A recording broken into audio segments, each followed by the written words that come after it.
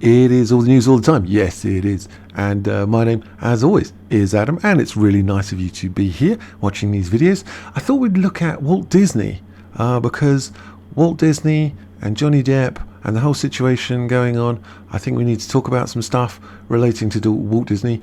And I'm not happy with this share price, this stocks and shares, the share price. This is over the last year. As you can see here, this is the 1 year trend. And up here, we were looking at $152 per share, and now we're looking at 96. We've got what looks like a 41% drop. It's not good. So a question we're asking is Disney in trouble? And the answer is yes, it is, very much so. It is in big trouble to a point where it could be on the ropes. So let's have a little look. Disney stock is at the lowest it's been in 2 years. Layoffs are likely. This is from Giant Freaking Robots. They're saying Disney recently presented its quarterly report with less than stellar figures. That's an understatement of the year. And the news sent the company's stock crashing to its lowest price in over 2 years. Let's have a little look. Yeah, you're not wrong. If we look at the 1 day forecast, 1 day trend, we're still going down. 5 days, it's still turbulent. Looking over the month, we're seeing a downward trend. Last 6 months, pretty static. The year to date, this is just descending all the way down. And the last year, it's been just plummeting. If we look at the 5 year trend, it was strong. It was building up. There was a drop here on the pandemic, and then up to here on 2021 with the launch of Disney Plus, the streaming subscriber service. But since then, it's downhill. You could get a toboggan and be heading downhill. So stock is crashing to its lowest price in 2 years, according to Variety. The company is now looking to cut costs through layoffs, through targeted hiring freeze, and implementing limits on company travel. So they're not taking on new people, they're firing people, and there's no more free flights off to different places for here, there, and everywhere. In a memo to top executives obtained by the outlet on Friday, Bob Chapek noted some of the challenges the company is currently facing. We're going to talk about him in a second, including economic uncertainty, but he asserted that he's confident the future is bright for the House of Mouse. So the irony, as he just got fired, to be honest. he's confident, but he's fired. The Disney has faced significant losses as record high inflation continues to pinch the wallets of consumers. People are just not going to the parks, they're not going to the cinemas, they're not going to the theatres, they're not buying merch, and even if they had the money, they wouldn't buy the merch, and that's such a drive of their revenue. Although the company saw an increase in subscriptions, good news, for the Disney Plus streaming service that far exceeded Wall Street's expectations, up at 12.1 million. Its operating costs stack up. The company reported a jaw-dropping loss of nearly 1.5 billion in its fiscal fourth quarter. There's no point in just having more and more subscribers if the product you're providing is costing you so much that your company is going to go under. In his memo to Disney employees, Chapek explained that the company will seek out ways to save money, including establishing a cost-cutting team to ensure expenses are being trimmed wherever possible. He has a reputation for squeezing every penny until it hurts. There has been some news reports of staff at the park sleeping in cars because they can't afford accommodation, and this has led to very bad feeling, bad morale amongst the so-called cast. So very difficult. And this unit of cost cutting is going to be led by Chapek. No, he's not. He's just been fired. And Chief Financial Officer. I doubt this unit will go forward, considering that Bob Iger is now taking over as CEO, and he will be leading the new direction.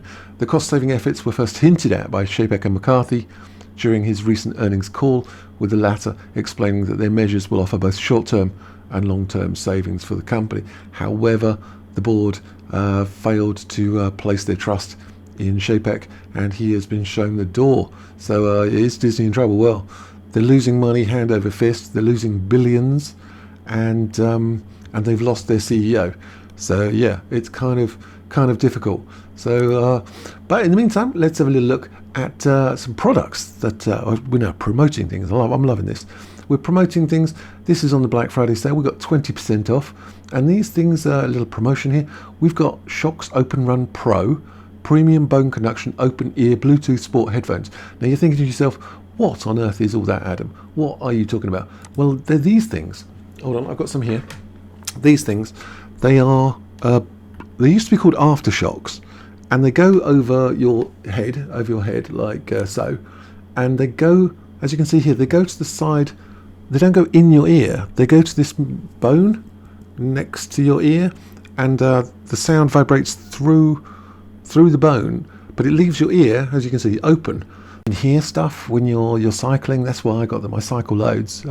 I was trying to get fit, and yeah, you can hear the traffic, so you're not sort of worried that a car's going to come up behind you and run you over. And they're really good. Oh, let's see, there's a cyclist, and you can hear what's going on. You can hear the traffic. Cyclists love these things, and they're brilliant. You can do sports in them. They've got this band, but when you're lying back, if you're on like a workout machine and you lie back, it sort of folds under your neck, so it doesn't sort of jam in your neck. And they are really cool. They're expensive at 143, and that's with 20% off. And they're premium things, these, but they are super good, and everybody loves them. What have we got down here? There's a few types you can get. You can get the Open Run Pros. These are the new ones. I've got these ones, I think. Yeah, Aftershocks Aero Pecs. They used to be called Aftershocks. They changed the name to Shocks. But yeah, I've got these ones, and these are the new ones that have just come out. These are super nice. And there's other ones here. There's ones with an arm like a microphone that sticks out. I don't know why you'd want those. Maybe you work in an office. I don't know what they're saying. Concerned? No, that's fine. No, they can't. Yeah, they do, but it's quite quiet. I don't know. No. But yeah, if you're into fitness, or you like to be able to hear what's going on while you're listening to music, it's weird as well. When you're walking around, it feels like there's just music in the room. You know, it feels, because you can just talk to people, and it's not like you're closed in this little world with your headphones. You don't have to take them off. Oh, there's the range. You can have the Pro ones. These are the Open Runs. I think these are the ones I've got. You can have those ones if you work in an office. These ones are fully waterproof, and they've got an SD card or some sort of card that goes in them, and you can wear them swimming. I don't know about that. I've never been swimming with them. These ones don't go swimming with them. They are waterproof to a certain level. IP55, IP67, IP55, IP68. 8 means it's completely waterproof. But yeah, but they're really good for normal running around, working in a gym, cycling, all that sort of stuff. Fantastic. People love them. They are super good. They're not cheap, but they are super good. What is it saying? Lack effective multi-point. I don't know what that is. Better bone conduction headphones. So if you get a chance, get some of these. They are pretty sweet. I'll leave a link in the description, and yeah, try them out. They're really good. I like mine. I've always liked mine. These little, and they're sort of rubbery. Yeah, they're cool things. Okay, so what else are we looking at? We're looking at Disney CEO asked, is the company too woke? Yeah, so this was a meeting at the 2022 Disney Legends Awards, and Chapek was asked by a journalist, is it too woke? He was asked to address the criticism the company has become too woke, and he said on Wednesday that its program will cater to the audience and reflect the rich, diverse world of viewers. So this was from Bob Chapek, who then got fired. The world is a rich, diverse place, and we want our content to reflect that, Chapek said at the Wall Street Journal Tech Live conference very recently, where he lost the trust of the board and got fired. Disney's clash, yeah, this didn't help as well. Disney's clash with Republican Florida Governor Ron DeSantis, who could well be on the card for the Republicans instead of Donald Trump, has this spring over the state's parental rights in education measure, which I would say left-wing critics have called the Don't Say Gay bill. But I think for many people it's not appropriate to talk to under 10-year-olds about sexuality. I personally don't think it is. I think this should be left until they're quite a bit older, but that's just me.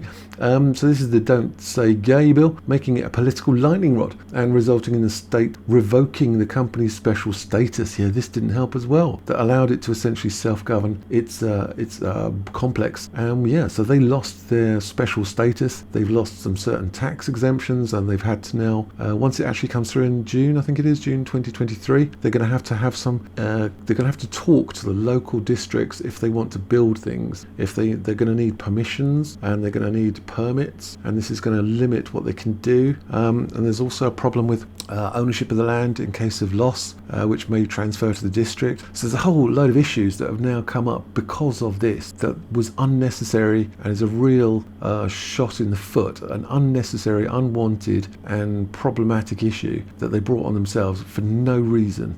They just didn't need to do it, and they did. So what's going on? The company's initial reluctance to step into the political debate, very wise, also drew criticism from its own staff, who expressed frustrations with Chapek's handling of the issue.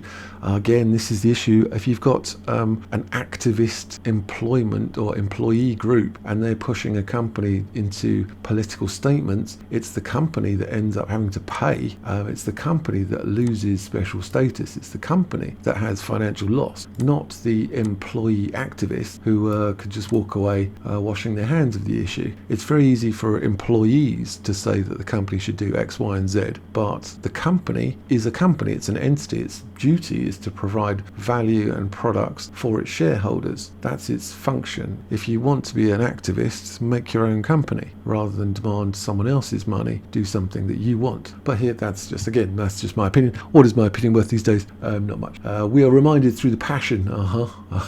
That's always an interesting word when I see it. We're reminded through the passion of our cast reaction how important their sentiments are on these issues in terms of making them feel they're part of the Walt Disney Company. Well, they've cost you a huge amount of money to appease their passion and their sentiments. So yeah, so Chapek, maybe you should have thought about that, to be honest. So when pressed about the focus of personal attacks, he shrugged it off. My own personal feelings aren't really important. Exactly so. What's important is how people think about the company. That is again a major issue. People are not seeing the Disney Company as they used to. It used to be a family-friendly, joyful place, and now it's a woke agenda of progressive ideology, and people are turning away from it in droves.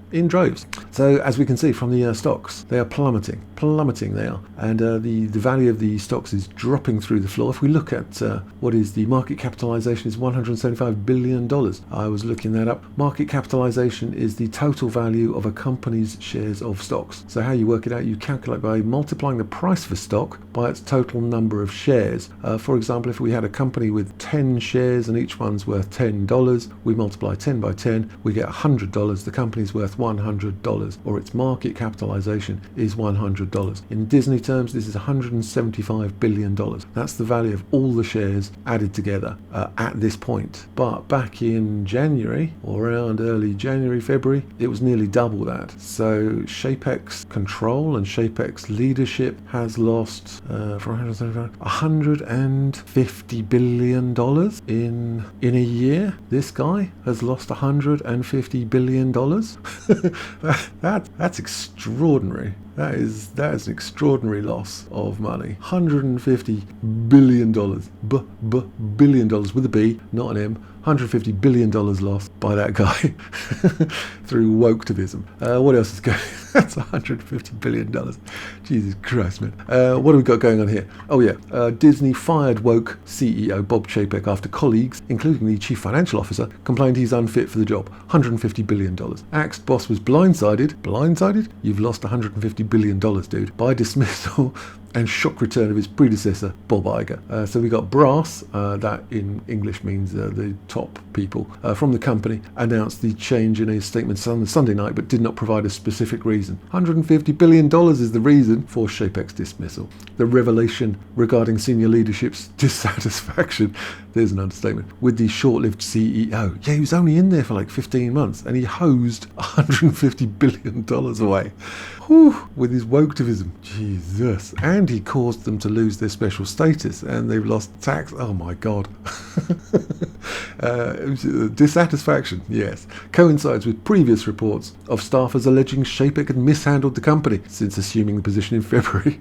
Since then, Disney share prices have fallen drastically by roughly 40%. So this year, losses further compounded by a more than $10 billion deficit incurred during the pandemic. Holy moly. I mean, I'm starting to think Disney's going to go under at this point. Is it going to go under? I mean, Walt must be spinning in his grave. The company's poor performance under Chapek has been blamed on factors. All right, where's the excuses? Range from large losses in the streaming business, to his hesitance to speak out against Florida governor's Don't Say Gay bill. No, this is the wrong way around. Large losses in the streaming business because, yes, they're taking on loads of millions of subscribers, but the cost of the streaming business is vastly too high. They're buying properties and spending so much money on the content that they're losing money on it. But his hesitance to speak out is not the problem. The fact that he did speak out has caused them to lose special status, and they've lost loads of money because of it, because of their activist employees. The company announced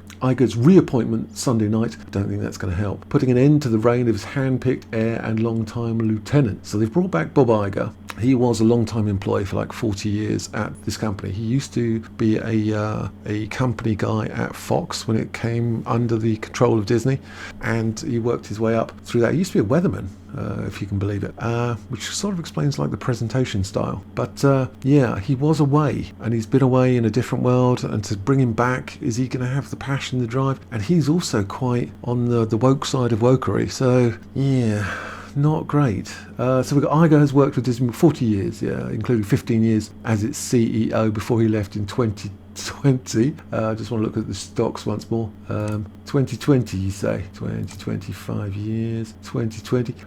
So he left in 2020. Massive increase through Disney Plus subscriptions. And then February, Bob Chapek takes over, and we're down the hill on a toboggan. Straight down the hill. $150 billion. So Disney fired its CEO after receiving several internal complaints from senior staffers that the exec was running the company into the ground. He is. He's literally doing that. Not just running it, it's like with a rocket. He's got a rocket on the back of it, and it's you'd do like, if you're on a bicycle, you'd probably do about 50 miles an hour on that hill going downward. So among those to air such concerns was Disney's chief financial officer, Christine McCartney. No, that's not her. Who the insider said was among many to find Chapek unfit for the role. The company's board of directors acted almost immediately. Not really, no. February, it started to go wrong. After receiving complaints, reaching out to his predecessor and former mentor, Bob Iger, to come out of retirement and replace the man less than a year he touted as his successor. It's not looking good for Disney. To be honest, it's not looking good. Since then, Disney share prices have fallen by 40%, compounded by a $10 billion deficit during the pandemic. They've lost $150 billion. Holy moly, Disney shares rocked by 6% by closing bell Monday, as investor hopes grow that the return of Iger would signal a more stable period. It's not looking good. It is not looking good at all. Yes, you may well look glum, my friend. And this must be Christine McCartney there. So not good. That's all I can say about this, Bob. There's Bob Iger. Is he going to come in? Is he the superhero that Disney need? But then we look at the stuff that's been coming out from Disney. The Star Wars. It's been awful. The Marvel films have been awful. It's been awful after terrible after appalling, followed by bad, and then chuck in a mediocre, followed by another bad one. Disappointing. Let's have a look at Disney's woke crusade, costing it dearly. This is from Spike. It's alienating audiences, losing shed loads of money. Life at the company, at the castle, is not a fairy tale it used to be. In recent years, the entertainment mega core has enjoyed something of a renaissance with its Disney Plus streaming service, the new jewel in the Empire's crown, expensive jewel, but Disney shares are down 40%. Last week's quarterly report, grim reading. Disney expenses, operating losses skyrocketing. Even the ever-popular Disney Plus gained subscribers, still losing $1.47 billion in a year. And that's double its loss from last year. Holy moly. Perhaps it's no coincidence that Disney's troubles arrive in a year when the company has been distracted by politics. Dun, dun, dun. Indeed, it seems to have gone into overdrive to promote woke causes both on and off screen. Most infamously, a battle with Ron DeSantis over the Parental Rights in Education Act, which is a law which has been enacted, so all of this failed. If you count a success as stopping something from happening, you failed to do that. The law now enacted bans classroom instruction on issues of sexual orientation or gender identity for children under 10. Of course. Why are you talking about sexual orientation to under 10-year-olds? Good Lord. Although the law has the overwhelming support of parents. You do surprise me. From across the political spectrum, it sparked fury in media circles. Yeah, I can imagine which media circles. Critics were quick to dub it the Don't Say Gay law, arguing it marginalises the alphabeti spaghetti people. And the problem here is that this has cost Disney a lot of money and their special status. And now they're going to be in a problem. They can't build, they can't buy, they can't take loans in. It's going to cause a huge issue, an absolute huge issue. Disney were only too happy to join in the chorus of denunciation. The act should never have passed. They virtue signalled in a statement, "Our goal as a company is for this law to be repealed," failed, "by the legislature or struck down in the courts," failed. Disney also pledged, the word pledge, to donate $5 million to organisations opposed to the law. Oh, see, that's like a threat. But DeSantis hit back and he revoked the special tax status of the theme park they'd enjoyed since 1967. Oh, Shapak, man. Oh, dude. Disney's growing reputation for championing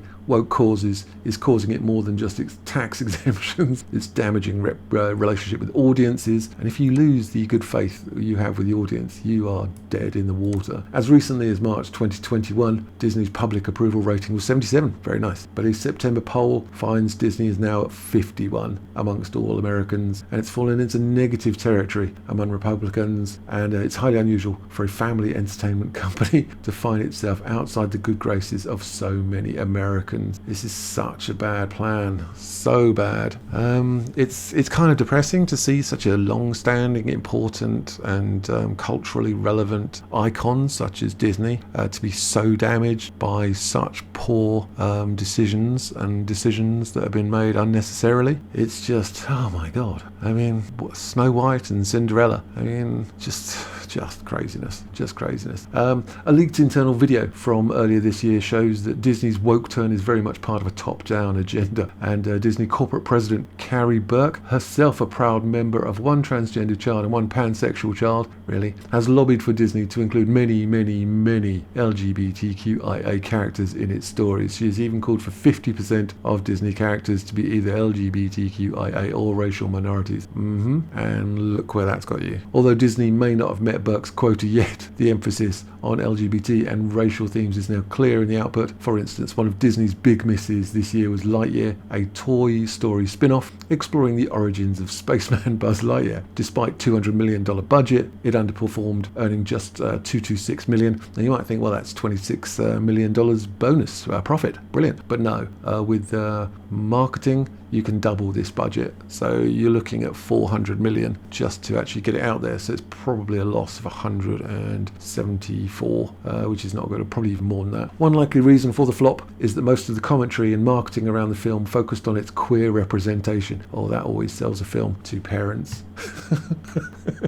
I mean, does it not seem obvious to you? Like, it seems really obvious to me that this would be a bad idea. But obviously I'm not a Disney executive with their skills of making money. Oh no, they lost $150 billion in a year. The film's lesbian kiss scene is a tiny part of the story, but it became an obsessive focus for the media. As one New York Post writer notes, filmgoers likely stayed away not because they would be offended by a gay kiss, but because they thought Lightyear was a message movie, just like every other Disney movie is a message movie. The latest Ariel, the mermaid, and Snow White, and Cinderella. Okay.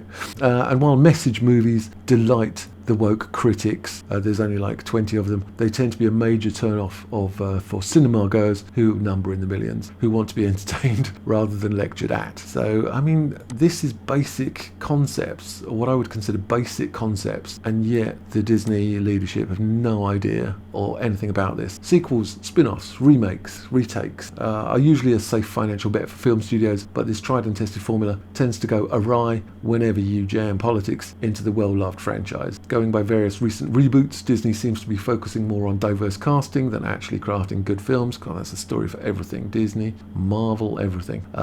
This year's live-action remake of Pinocchio was praised by critics for featuring a black fairy godmother. Good God. And not much else. All of the above media discussion around next year's The Little Mermaid, oh yeah, that one as well, has so far focused on the fact that Ariel will be black. Audiences, bar a handful of grotesque Twitter trolls, have no objection to these casting choices, but when all the hype in the run-up to a new release is focused on such superficial details, don't be surprised when they flop badly. This is the problem. Representation in films is important. It is good for people to be in films and to be seen, but crowbarring people in deliberately, it just does no one any favours. It does them no favours, it does the audience no favours, and it fails the film, and people don't go and watch the film, and these failures keep coming back.